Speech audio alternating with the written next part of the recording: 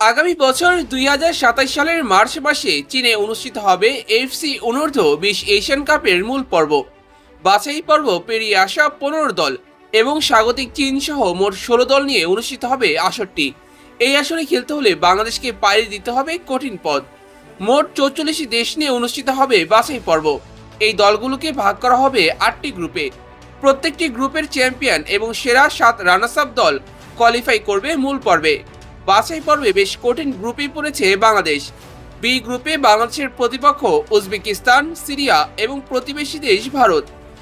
এই গ্রুপের সবগুলো ম্যাচ অনুষ্ঠিত হবে উজবেকিস্তানে। আগামী 31শে আগস্ট বাংলাদেশ লড়বে উজবেকিস্তানের বিরুদ্ধে। এরপর 3রা সেপ্টেম্বর বাংলাদেশের প্রতিপক্ষ সিরিয়া। সর্বশেষ 6 সেপ্টেম্বর সাউথ এশিয়ান ক্লাসিকোতে বাংলাদেশের প্রতিপক্ষ ভারত। এই গ্রুপের সবচেয়ে শক্তিশালী প্রতিপক্ষ উজবেকিস্তান। সিনিয়র পর্যায়ে তাদের ফিফা র্যাঙ্কিং 50তম। তাদের জাতীয় দল এবারের ফিফা বিশ্বকাপে অংশগ্রহণ করবে। জাতীয় দলের পাশাপাশি তাদের বয়সভিত্তিক দলও সমান শক্তিশালী। এই দলটা মোট 6 বার অনূর্ধ্ব-20 বিশ্বকাপের মূল পর্বে খেলেছে। এর মধ্যে 2 বার উঠেছিল কোয়ার্টার ফাইনালে।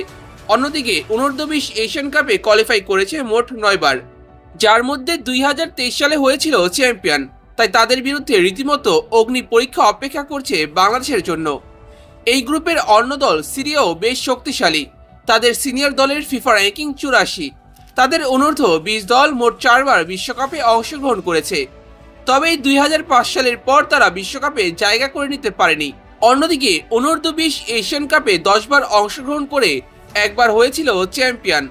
গত বছর অনূর্ধ্ব-20 এশিয়ান কাপের মূল পর্বে জাপান ও থাইল্যান্ডের সঙ্গে 2-2 গোলে ড্র করলেও 2-1 গোলের ব্যবধানে হেরে গিয়েছিল সাউথ কোরিয়ার কাছে। এই দলের বিরুদ্ধে ম্যাচ খেলার অভিজ্ঞতা রয়েছে বাংলাদেশের। 2 বছর আগে সিরিয়ার অনূর্ধ্ব-20 দলের কাছে 4-0 গোলে হেরেছিল বাংলাদেশ। অন্যদিকে ভারত বাংলাদেশের চিরচেনা প্রতিপক্ষ। চলতি বছরে অনূর্ধ্ব-20 সাফ চ্যাম্পিয়নশিপে 2 বার মুখোমুখি হয়েছে বাংলাদেশ ও ভারত, যেখানে গ্রুপ পর্বে 1 গোলে ড্র করার পর ফাইনালের টাইব্রেকারে জয় পেয়েছিল বাংলাদেশ। বাংলাদেশের এই দলটা আগে যে কোনো বারের তুলনায় শক্তিশালী। এই দলে আছে রোনান সুলিভানের মতো একজন গোল স্কোরার। আক্রমণ ভাগে তার সঙ্গে আছেন মোর্শেদ আলী এবং মানিকের মতো তরুণ তারকারা। মিডফিল্ডে নাজমুল হুদা ফয়সাল, স্যামুয়েল রাকসাম, চন্দন রয়, ইব্রাহিম নওয়াজরা আছেন। ডিফেন্সে আশিক, মিঠু, ইউসুফ আলীদের সঙ্গে আছেন ডেকলাইন সুলিভান। গোলপোস্টে আস্থার প্রতিদান দিচ্ছে মাহিন। সেই সঙ্গে এই দলে যুক্ত হতে পারে আরও বেশ কয়েকজন প্রবাসী ফুটবলার, যেই তালিকায় আছেন 18 বছর বয়সী ইংল্যান্ড প্রবাসী ফরোয়ার্ড অ্যাডাম আব্বাস, যার খেলার অভিজ্ঞতা রয়েছে ম্যানচেস্টার ইউনাইটেড এবং বার্নলির বয়সভিত্তিক দলে। এছাড়া ইংল্যান্ডের 7ম টায়ারের দল ওয়ালটন হার্সে খেলা সেন্টার ব্যাক জিদান ইউসুফও দলের সঙ্গে যুক্ত হতে পারেন। সব মিলিয়ে বাংলাদেশও নির্ভরযোগ্য একটি দল নিয়ে বাছাই পর্বে অংশগ্রহণ করতে পারে। বাংলাদেশের জন্য শুভকামনা জানিয়ে শেষ করছি আজকের ভিডিও।